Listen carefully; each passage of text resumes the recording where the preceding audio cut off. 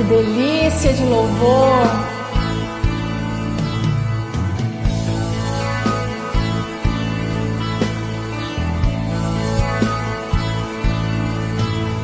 Ao Rei dos Reis consagro tudo o que sou. De gratos louvores transborda o meu coração. A minha vida eu entrego nas tuas mãos, meu Senhor, pra te exaltar com todo o meu amor. Olá, meus irmãos, minhas irmãs, é uma alegria enorme revê-los através de mais um estudo da Palavra de Deus. Antes de iniciar esse estudo, eu gostaria de convidá-los para uma palavra de oração. Santo Deus, muito obrigado, Senhor, por mais essa oportunidade de abrirmos a Tua Palavra e buscarmos nela, Senhor, as orientações necessárias para o nosso dia a dia, no cumprimento da missão que Tu tem confiado a cada um de nós. Santifica-nos na Tua Palavra, porque a Tua Palavra é a verdade. Prepare-nos, Senhor, como Teus escolhidos, para que tenhamos êxito na missão que Tu tem confiado a nós e assim possamos, em muito breve, estar abraçando contigo nas nuvens dos céus. Te pedimos e agradecemos essas bênçãos em nome de Jesus. Amém, Senhor. Hoje é a primeira vez que eu estou gravando com o aparelho celular. A câmera, numa dessas gravações aí, acidentalmente caiu na rasura do lago. Peguei rápido e tudo, mas ela não quis conversar de novo, não. E eu estou aqui no vitrine do lago, e aqui próximo não tem o recurso para isso. É a hora que eu estiver em Goiânia, para mim poder, provavelmente, tentar solucionar esse problema. E aí eu estou fazendo essa tentativa com o celular, e acredito que vai dar certo. A lição 5, que foi a que eu gravei nessa ocasião então, ela gravou todinha. Eu consegui gravar mesmo depois que ela saiu da água. Está gravada a lição, mas eu fui editar, não teve jeito, a câmera não abriu mais. E aí eu preciso, para recuperar essa lição, eu vou postar ela posteriormente. Para aqueles que apreciam acompanhar esses comentários da lição no meu canal, ela estará postada posteriormente. Se não, eu procuro gravar ela novamente a qualquer momento, mesmo no celular, e a gente resolve isso também. Mas de uma forma ou de outra vamos resolver isso aí, com a graça de Deus. Hoje nós temos a lição 6. Eu me levantarei. Uma lição extraordinária, irmãos. Aqui o verso principal diz o seguinte, Salmo 12, verso 5. Por causa da opressão dos pobres e do gemido dos necessitados, eu me levantarei agora, diz o Senhor, e porei a salvo aquele que anseia por isso. Irmãos, presta atenção nesse detalhe aqui. O Senhor dizendo que ao ouvir o clamor dos escolhidos dele, ele vai levantar agora e vai resolver o problema. Então, para ele levantar, ele está indo em algum lugar. E ele está vindo até mim e eu você, ainda que a gente não vê. Isso é muito profundo e nós vamos aprofundar muito nisso aqui. Nós precisamos lembrar, a gente sempre comenta isso, que em todas as épocas, incluindo a nossa, o mal, a injustiça, a opressão, tudo isso tem assolado muito o mundo em que nós vivemos. Infelizmente, governado pelas trevas. Mas o Senhor é conosco, de uma maneira ou de outra, no tempo dele, não no nosso, porque no nosso tempo a coisa nada dá certo. Mas no tempo dele, tudo dá certo. E às vezes não concilia o nosso entendimento de tempo com isso, com o tempo dele. E aí é onde complica a coisa. A gente fica, às vezes, muito angustiado pela demora, pela aparente demora do que está acontecendo e tudo mais. Mas o Senhor está conosco. E no tempo dele, tudo se resolve. E aí está a palavrinha extraordinária, fé. O exercício da fé que nos leva ao devido preparo. Para suportar todas as provas e atravessar todas com vitória. Para a honra e glória de Deus. Por isso que esse salmo, dentre outros, são formas de protesto.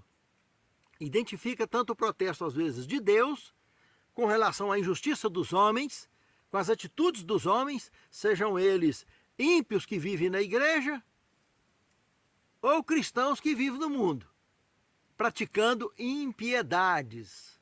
Deus fica indignado e protesta através desses salmos. É uma transcrição do protesto de Deus para nós, como também o protesto do próprio salmista, dele perceber o que sofreu na ocasião que escreveu esse salmo, tanto ele quanto o seu povo, que é o povo de Deus.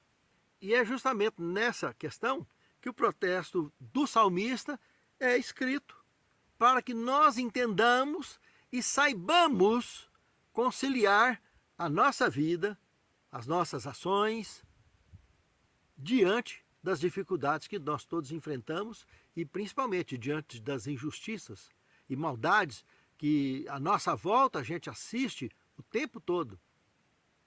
E só com fé para a gente romper e superar. Pense nisso, amado irmão. Pense nisso, amada irmã. No segundo tema, o guerreiro majestoso. Irmãos, agora aqui eu convido você a abrir a Bíblia para a gente mergulhar de ponta cabeça nesse Salmo 18 e perceber as principais linhas de conexão bíblica com esse Salmo para entendermos o que está pegando aqui dentro dessa questão toda. Esse é um assunto, inclusive, irmãos, que muitas pessoas evitam.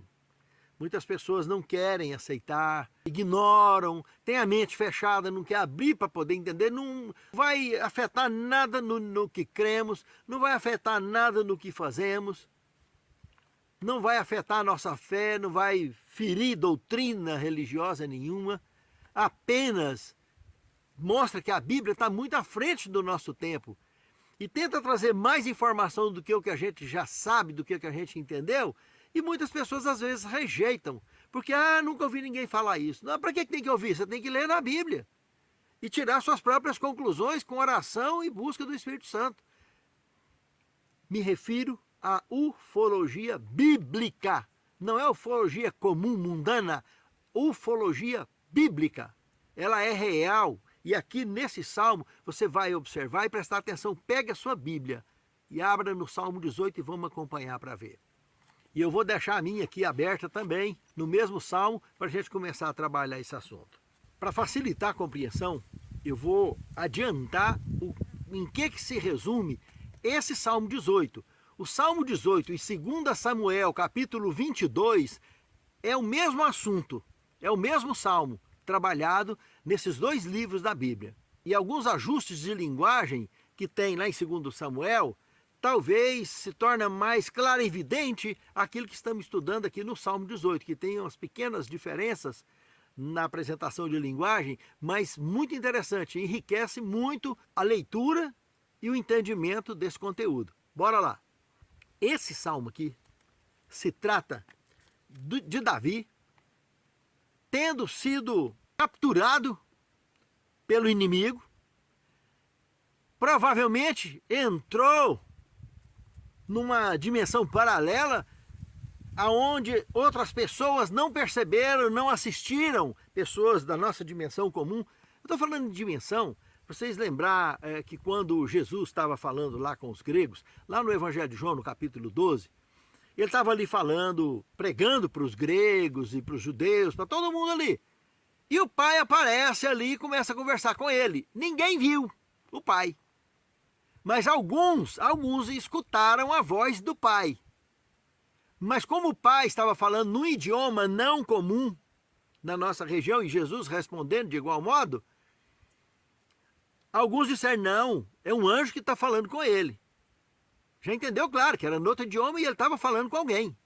Mas os que não entenderam, os que ficaram confusos, não, isso é um trovão. Pronto. Está aí a prova de dimensão paralela. Jesus está ali e numa dimensão paralela, os anjos, nós vemos os anjos, nós estamos vendo o que está acontecendo nos bastidores do conflito? Não estamos. Então o que está acontecendo ali é dimensão paralela. É um circuito aberto, aonde está acima da nossa compreensão, além da nossa tecnologia e conhecimento, por isso que nós não conseguimos penetrar ali. Mas quando Deus permite que alguém penetre, como permitiu aqui Davi, permitiu João, o apóstolo João, dentre outros profetas, o profeta Ezequiel, que nós estaremos comentando dos dois, aqui em situações semelhantes a essa, é o que aconteceu então com Davi aqui, nesse caso. Davi não abriu abertamente, porque ele não tinha nem linguagem, nem com o que comparar o que ele estava assistindo e passando. Mas nós vamos ver dentro desse salmo que ele foi realmente capturado por inimigos inimigos, possantes, que ele vai chamar aqui, e o próprio Deus ouviu e desceu e resgatou ele. Vamos acompanhar aqui passo a passo para você ver.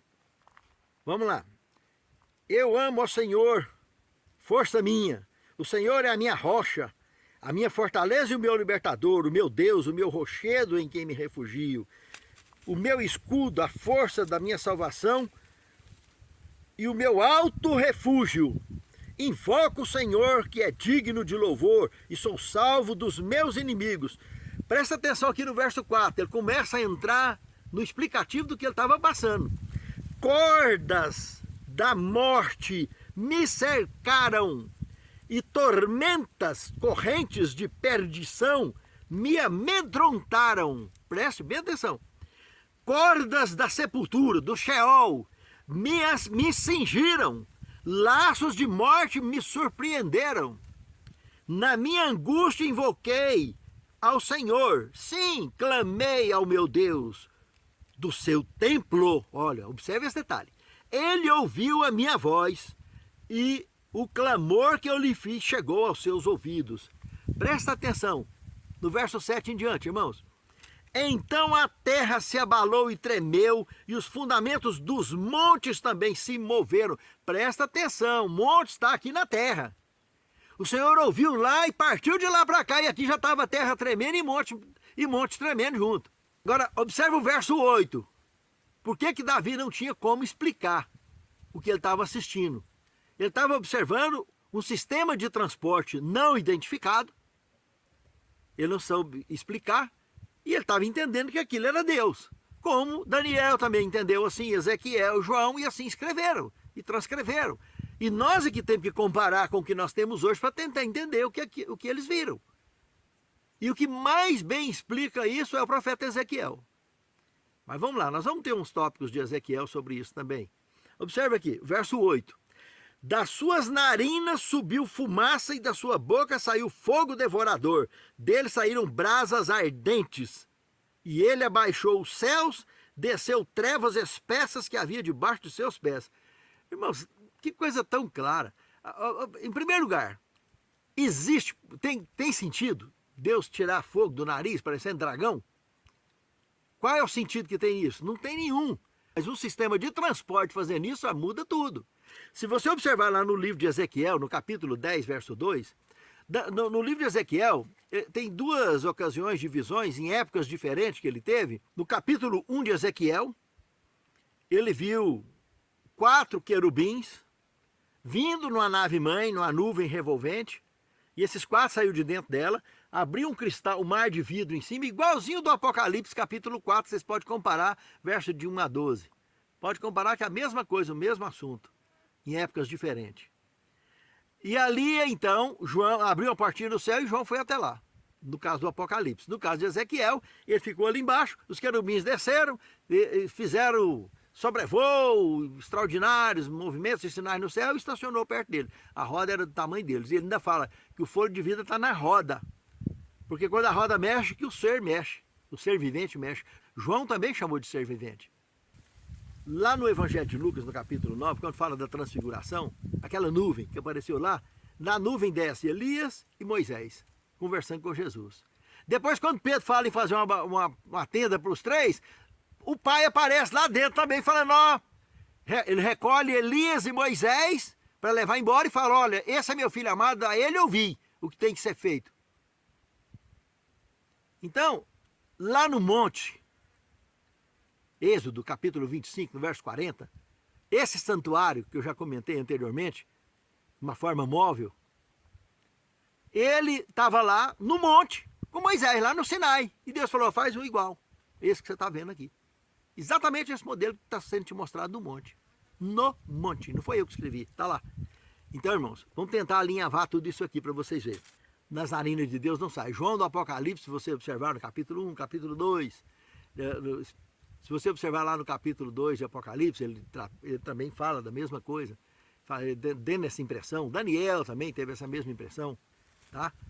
E não esqueça que no grande conflito também, a pena inspirada ali apresenta um carro de rodas vivas, igual de Ezequiel, levando o povo de Deus para o céu. Viu? Está lá, não foi eu que escrevi também não. Então está aqui, nós paramos no verso 9. Ele baixou os céus, presta atenção, ele baixou o céu. Qual é o sentido disso? Ele saiu do terceiro céu e veio para cá. E debaixo dos pés dele, espaço sideral, escuridão, o tempo todo. Trevas, abismo. Entendeu? Trevas espessas estavam debaixo dos seus pés. E presta atenção agora nesse ponto aqui, o verso 10. Esse aqui é de matar. O Senhor montou num querubim e voou sim pelas asas do vento, irmãos. Então vamos lá, algumas comparações curiosas. Você viu aqui no verso 8 falando das brasas ardentes que saiu desse querubim. Se você observar lá em Ezequiel capítulo 10, verso 2, do mesmo jeitinho. Meus irmãos, nós estamos falando em datas. Ezequiel 1 está falando de data, de quando ele teve aquela visão.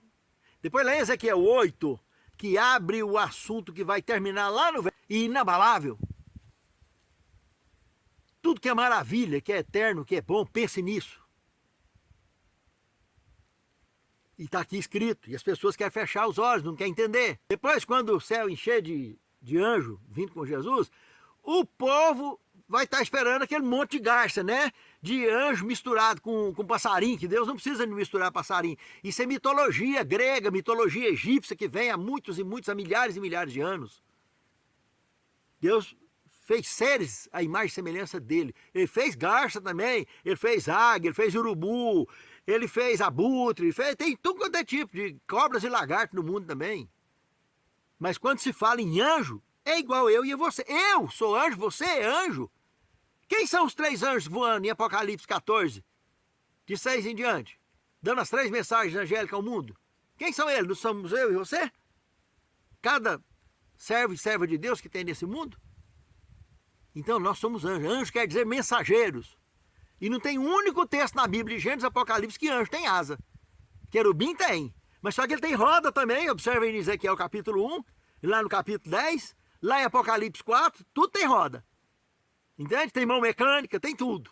Para recolher tudo. E as brasas que saem, que nós estamos aqui falando. Então fica ligado, irmão. Fica ligado que o assunto é sério e é profundo. E nós precisamos de entender. Isso não é ponto de salvação, mas é importante entender, porque quando Jesus voltar, nós temos que saber o que nós estamos esperando aparecer no céu para recolher a gente. Para não assombrar tanto. Para não assustar tanto. Senão já morre antes. Daniel, quando viu, lá no capítulo 10 de Ezequiel, dá uma estudada lá para você ver. Ele morreu 3 vezes seguidas, teve que ressuscitar. O anjo Gabriel teve que ressuscitar ele 3 vezes seguidas.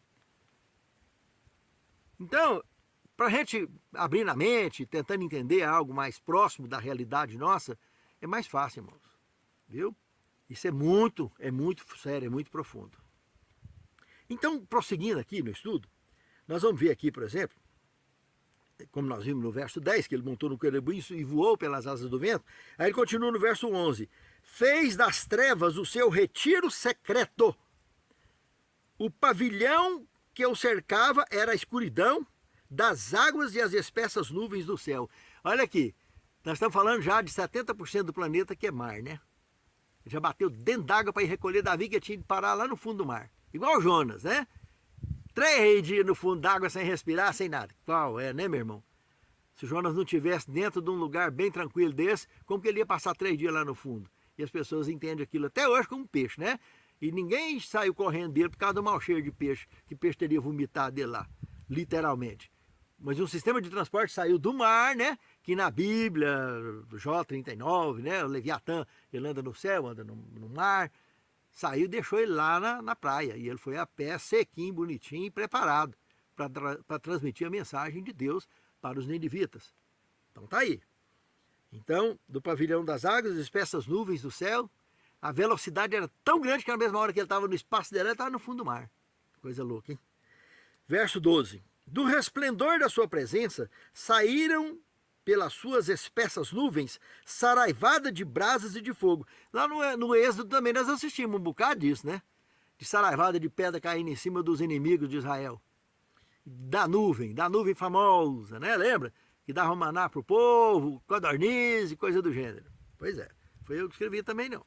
No verso 13, o Senhor trovejou do céu, o Altíssimo levantou a sua voz e havia saraivada de brasas de fogo. despediu as suas setas, que lá no livro de 2 Samuel, ele chama de flechas cintilantes, ou lança cintilante.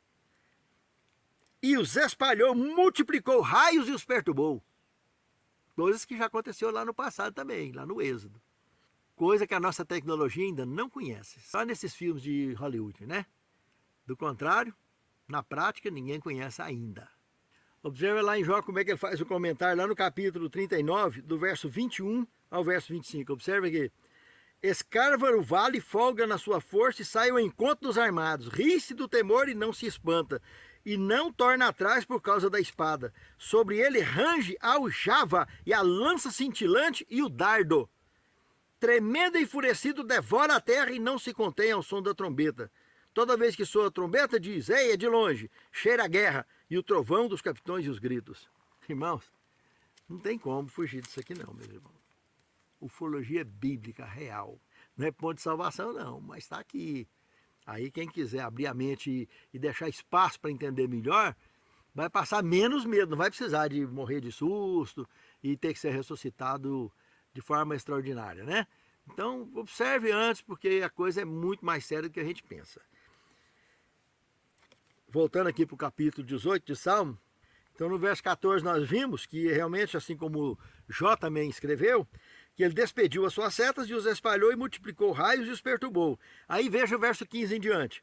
Então foram vistos os leitos das águas e foram descobertos os fundamentos do mundo. Do mesmo jeito que Jonas escreveu lá também, quando ele foi lá no fundo. Os fundamentos da terra que ele viu lá no fundo do mar, né? E foram descobertos os fundamentos do mundo à tua repreensão, Senhor. Ao sopro do vento das tuas narinas. Olha só como é que ele está vendo as coisas. Com quem que Deus vai fazer vento pela narina? Então ele está vendo um sistema de transporte que criou uma situação extraordinária e numa dimensão que ninguém tinha como assistir ou testemunhar aquilo. Entendeu? O capítulo 10 também falou de data de novo. E era aproximadamente 5 anos antes de Jerusalém ser destruída por Nabucodonosor. E o profeta recebe a visão de Deus através que veio num querubim, recolheu ele e levou ele estava lá em Babilônia, lá na região do Quebar, ali uma área de irrigação do Eufrates. Levou ele a 1.650 quilômetros de distância, lá em Jerusalém, em dimensão paralela, capítulo 8, lê para você ver. Porque ele estava vendo todo mundo, vendo tudo que o povo estava fazendo, e ninguém estava vendo ele. E Deus pediu para ele escrever tudo, registrar tudo, e mostrando para ele o porquê que ele ia destruir. E aí Deus apresenta uma visão futurística para ele na abertura do verso do capítulo 9 de Ezequiel, mostrando que daqui 5 anos ele exterminaria com todos. Inclusive um detalhe, manda selar na testa os escolhidos para que eles possam ter a oportunidade de ser levados para a Babilônia e não ser consumidos nessa invasão que teria daqui 5 anos. Sela todos que tiver proveito, que tiver chance de recuperação e leva para a Babilônia, porque para lá ele vai ter outra chance. Então, analise o capítulo 9. E você na abertura do capítulo 9, também no verso 3, mostra ele sentando em cima de um querubim, que ele estava aqui no Salmo 18, está falando que ele montou e voou. E aqui está mostrando lá em Ezequiel 9:3, ele sentando em cima do querubim. Então todo mundo acha que querubim é anjo, né? Como é que Deus vai montar em anjo e voar, gente? Tem dó. Aqui está falando do sistema de transporte. Aí a ignorância vai longe demais, mas Deus não precisa de muleta para andar, não. Que muleta? Para que ele construiu uma terra? Para que ele construiu uma cidade, um universo que ele tem, com milhares e milhares de estrelas e tudo? Por que ele não pode ter conforto? Para que uma cidade de ouro, pedras preciosas, pérola, portões de pérola e tudo mais? Para que isso? Porque ele é o dono de tudo, de todo ouro e toda a prata. Falou em Deus, nós estamos falando em absolutismo pleno. Os companheiros de Daniel que estavam junto com ele lá em Daniel 10, esparramou na carreira, que eles escutaram o barulho, mas não viram nada, e não quiseram nem parar para ver o que era. Esparramou. E o Daniel, que ficou firme, né, não aguentou muito tempo. Também amontoou no chão 3 vezes seguidas. Mas o anjo Gabriel resolveu o problema dele. Do alto, ele estendeu o braço e me tomou, e tirou-me das muitas águas. Está bem aqui, ó. Davi foi resgatado. Livrou-me do meu inimigo forte. Vai lá em 2 Samuel 22:18. Meu inimigo possante. Está escrito desse jeito lá em 2 Samuel. Irmãos, É uma linguagem diferente para a Bíblia, irmãos. E está lá há quantos e quantos anos escrito. É igual quando Jó escreveu sobre o Leviatã, no capítulo 39, fala que o Leviatã tem coraça dupla. Coraça dupla é aço duplo. Só na Idade Média foi ser fabricado navio com coraça de aço. Ainda mais coraça dupla, hein, irmãos? Que já nos dias de Jó, 2000 anos antes de Cristo, ele estava vendo o Leviatã com coraça. Escama de aço que entre um e outro não passava nem ar, nem oxigênio. Está lá escrito, não foi eu que escrevi, está lá. Leia lá, capítulo 39 do livro de Jó. Livrou-me do meu inimigo possante, né? Daqueles que me odiavam, pois eram mais poderosos do que eu. Eram pessoas incomuns que ele está falando aqui. Porque gente comum, Davi exterminava. Ele era extremamente habilidoso, até por isso ele não pôde construir o santuário. O filho dele teve que construir, Salomão. Porque a mão dele era suja de muito sangue. Porque ele foi usado como um instrumento de juízo nas mãos de Deus para exterminar com inimigos. Inimigos comuns, que nós entendemos, né? Esse aqui era mais forte do que ele. Ele não tinha como competir. Surpreenderam-me eles no dia da minha calamidade, mas o Senhor foi o meu amparo. Trouxe-me para um lugar espaçoso. Recompensou-me o Senhor conforme a minha justiça. Retribuiu-me conforme a pureza das minhas mãos. Pois tenho guardado os caminhos do Senhor e não me apartei impiamente do meu Deus, porque todas as suas ordenanças estão diante de mim e nunca afastei de mim os seus estatutos. Também fui irrepreensível diante dele e me guardei da iniquidade. Evidente que Davi aqui, até onde nós lemos, é o que ele está mostrando que depois que ele realmente criou juízo e parou de fazer arte, ele se tornou um guerreiro habilidoso nas mãos do Senhor e não buscou mais caminhos de impiedade, de iniquidade, como ele fez lá no passado, né? Com Betseba, com Urias e etc. Né? Então está aqui, meus amados irmãos, na Bíblia Sagrada, o assunto de abertura plena, numa leitura bíblica dinâmica, do tema de um guerreiro majestoso. E nós também somos guerreiros, assim como Davi também foi um guerreiro. E as nossas lutas, nós precisamos de vencer o que está por trás dos bastidores, na dimensão paralela que nós não enxergamos, mas está preparado para tudo que vier ao nosso redor. Não é incomum você fazer um grande bem e estar diante de um grande obstáculo logo em seguida. Né? Então ontem mesmo tive uma experiência extremamente agradável por um lado e depois desagradável por outro. Duas pessoas, dois obreiros que estavam trabalhando aqui, que tinham problema com álcool, eu consegui aconselhá-los com a graça de Deus, fui usado como instrumento na mão de Deus, para orientá-los a deixar essa vida e seguir uma vida normal. Eles foram para a casa deles, numa cidade próxima aqui do condomínio, próxima, um está a 50 quilômetros daqui, o outro a 90 quilômetros. Levei os dois lá para entregar. E na minha ida, que eu fui, entreguei um, depois entreguei o outro, o carro estragou. Eu deixei ele lá na casa do irmão nosso, lá na Vila Borba, e aí ele me empresta a moto dele para mim vir embora, de noite. Farol de moto é um negócio complicado, de moto pequena, de 150 cilindradas, é ruim demais o farol. E eu vim devagarzinho, 60, 80 no asfalto, e quando peguei a estrada de chão, que são 36 quilômetros, depois de algum tempo comecei a pegar chuva, peguei chuva uns 20 minutos. E sem capa, sem nada. Só com a bolsa amarrada, com a pochete amarrada na cintura, e vim para cá. Tomando chuva, a hora que eu estava chegando dentro do condomínio, já faltando uns 100 metros para chegar no condomínio, descendo ali uma ladeira de choveu, como estava chovendo muito, tinha ali um trecho de terra vermelha, mas lisa igual um quiabo. Eu desci de segunda, devagarzinho, pus a moto, deu uma sapiada de lado, caiu em cima da minha perna, fui pro chão com tudo, rolei moto para um lado e eu pro outro. E para tirar essa moto de cima, moto de quase 200 quilos, levantei, mas foi um sofrimento. O joelho inchou, virou uma bola danada. Ainda bem que eu tinha recurso em casa para resolver esse assunto, fui resolvendo. E aí estamos aí, com e tomando as infusão, passando as infusão, graças a Deus amanheceu desinchado.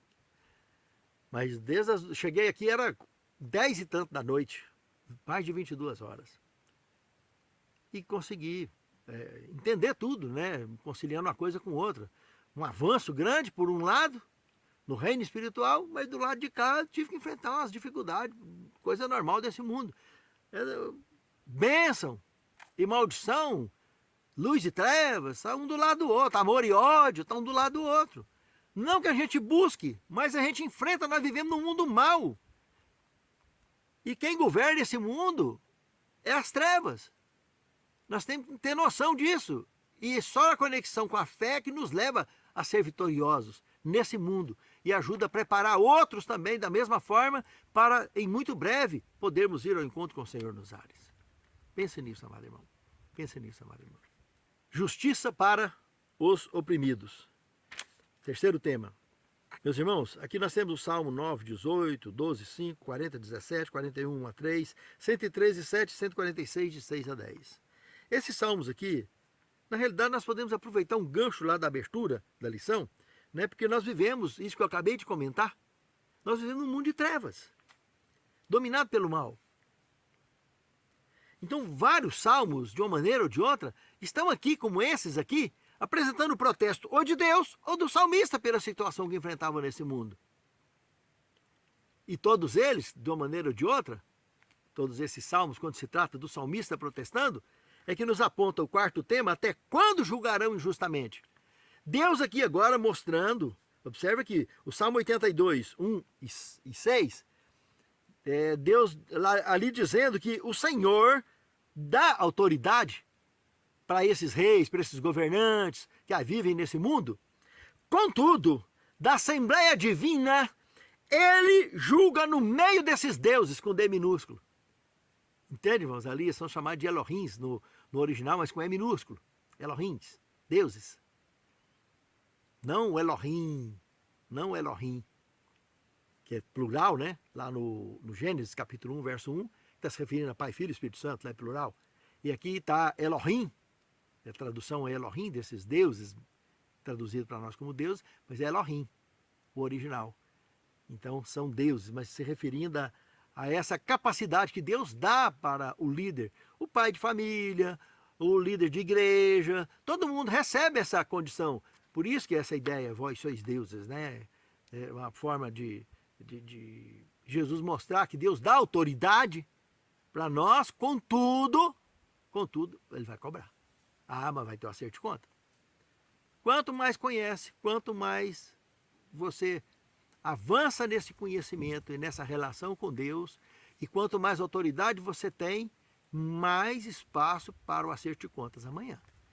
Ou para a honra e glória de Deus, ou para se pagar muito caro pelas oportunidades desperdiçadas e a missão que foi confiada e não cumprida. Pense nisso. Muito sério isso. Por isso, até quando julgarão injustamente? Deus fica indignado e protesta através desses salmos.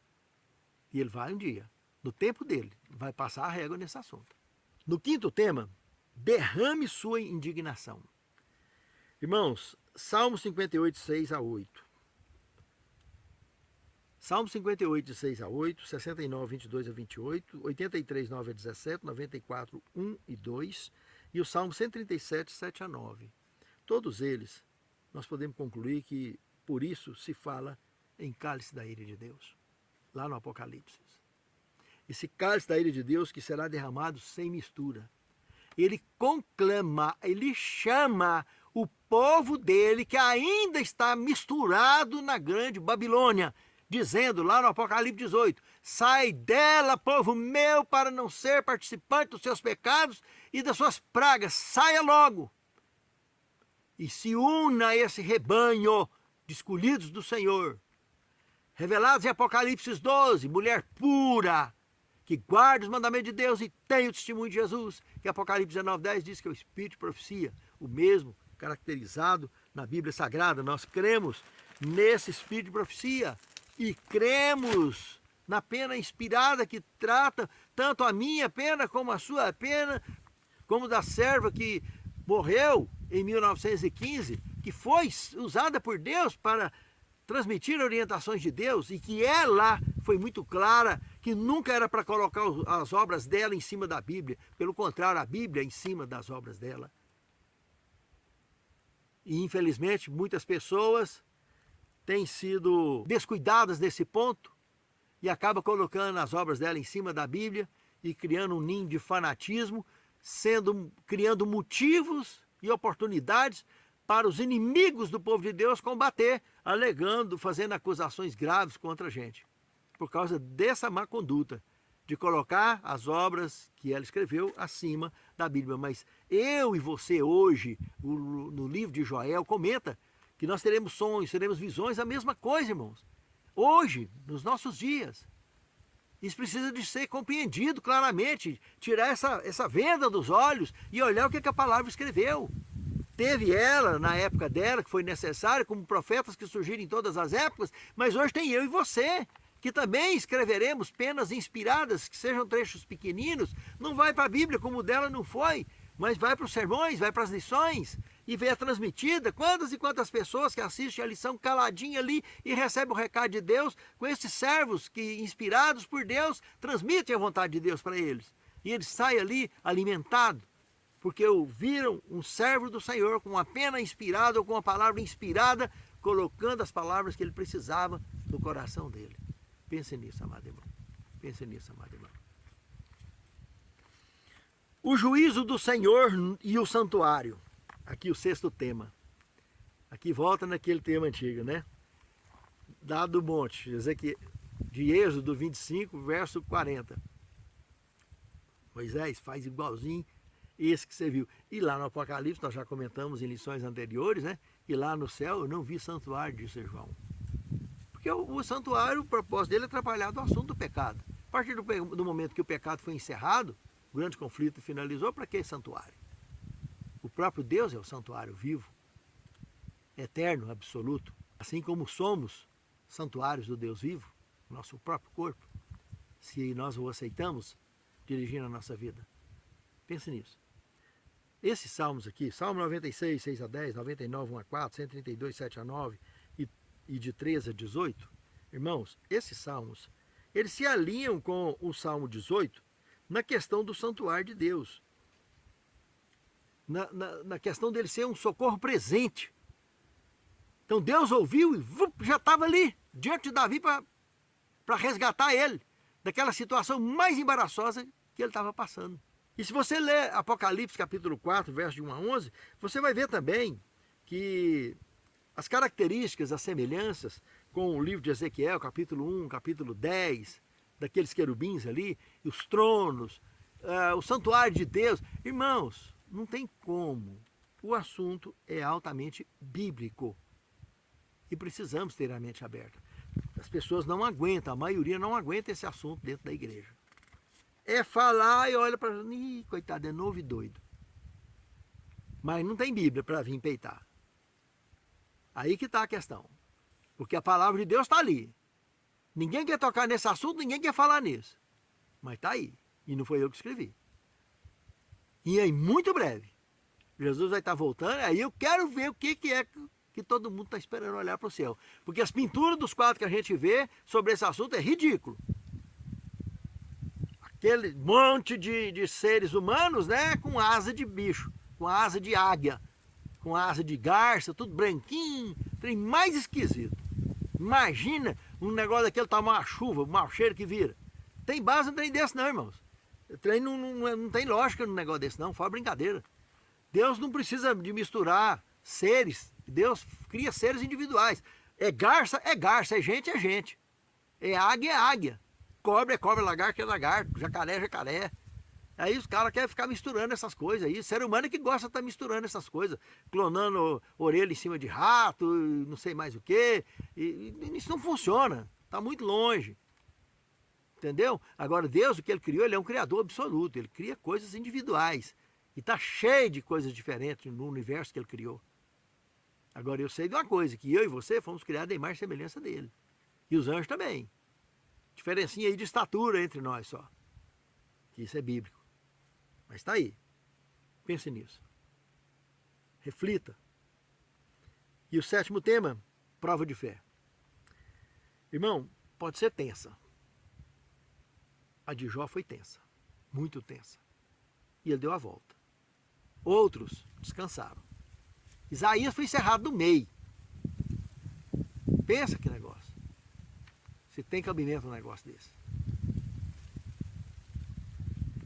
O maior discurso de Cristo, irmãos, na página 27, olha o que comenta. Quando por minha causa os insultarem e os perseguirem, alegrem-se e se exultem. Isso também foi dito por Jesus. Ela está comentando o que Jesus comentou em Mateus 5, de 11 e 12. E apontou aos seus ouvintes como exemplo de sofrimento e de paciência, como diz Tiago 5,10. Os profetas que falaram como mártir. Enoque andou como um Deus e o mundo não o conheceu. Noé foi escarnecido como fanático e alarmista. Outros, por sua vez, passaram pela prova das zombarias e dos açoites, como o profeta Jeremias, né, irmãos? E algemas e prisões. E alguns foram torturados, não aceitando o seu resgate para obterem superior ressurreição. Como diz Hebreus capítulo 11, versos 36 e 35. Sabe, irmãos? 1 Coríntios 10, 13 fala que pode ser duro o tanto que for, tenso o tanto que for a prova. Mas com ela vem o escape, tem alternativa, tem como sair. Existe saída para tudo. Ó Senhor Deus, sejas tu sempre, Senhor, a nossa saída poderosa e precisa para todos os momentos difíceis de nossas vidas. Capacita-nos, Senhor, fortaleça-nos, para que entendamos a Tua palavra com sabedoria e possamos transmiti-la com a mesma sabedoria, conduzindo almas aos pés do Senhor. E que naquele grande dia, nós e nossos lares aqui representados, estejamos todos prontos para o encontro com o Senhor. Suplicamos, te agradecemos essas bênçãos em nome de Jesus. Amém. Mas, meu Senhor, para te exaltar com todo o meu amor.